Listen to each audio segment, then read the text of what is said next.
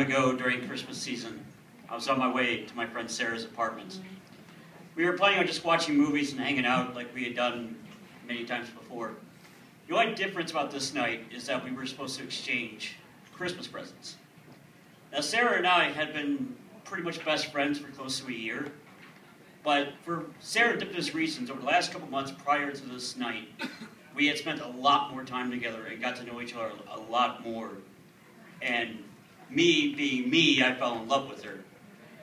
And I didn't just want to date this woman, you know what I mean? Like, I fucking love this woman.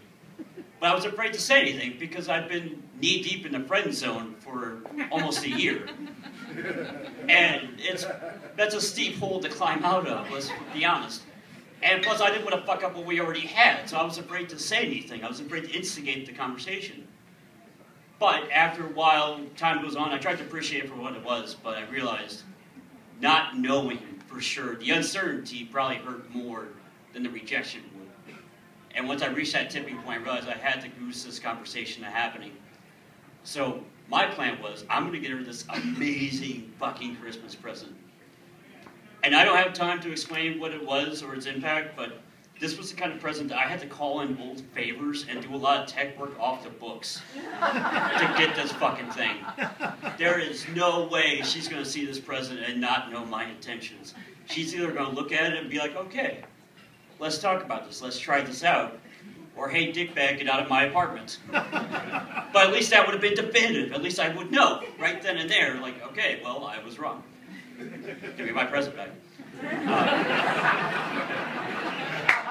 So, I'm not above it.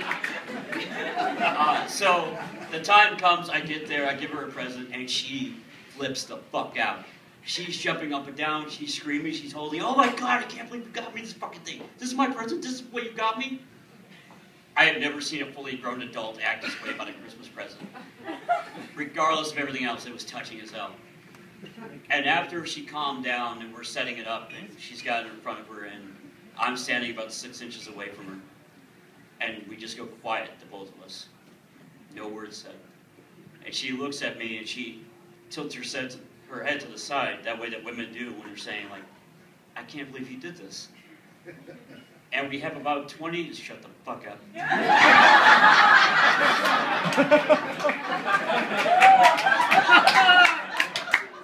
have about 20 seconds of silence before she just looks at me. She looks me dead in the eye. And a very soft voice goes, I'm gonna go put the pizza in the oven. And it runs out of the room. The fuck? This is like the one scenario I was not expecting, so I didn't know what to do.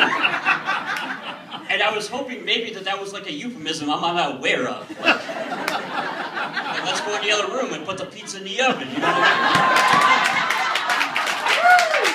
That's what I was hoping was happening right now.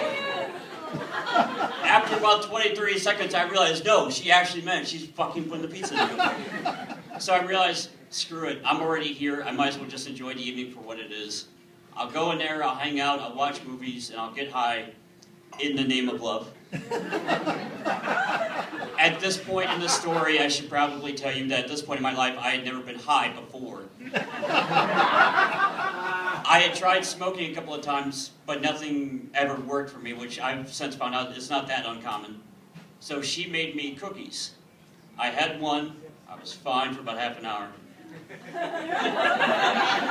But I'm a competitive redneck, so I was like, fuck this, I'm having a second one. Well, I know that now.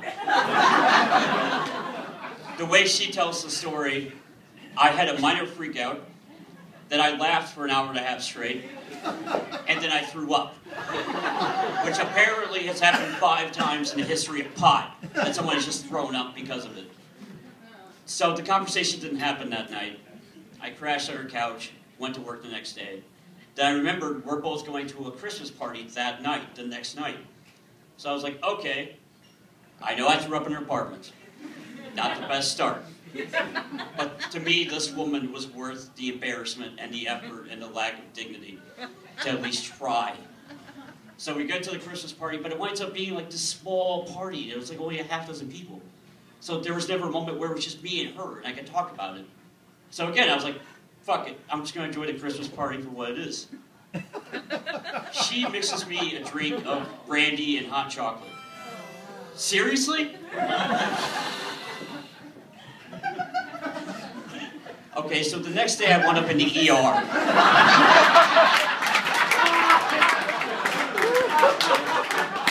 After spending 6 hours projectile vomiting and another 3 hours with diarrhea, which overlapped for half an hour, which meant I was basically a toothpaste being squeezed in the middle. Okay. To Sarah's credit, she did come to the hospital and pick me up and take me home. But I will also mention that to this day, she refuses to acknowledge that she poisoned me. She did. We eventually did have to talk.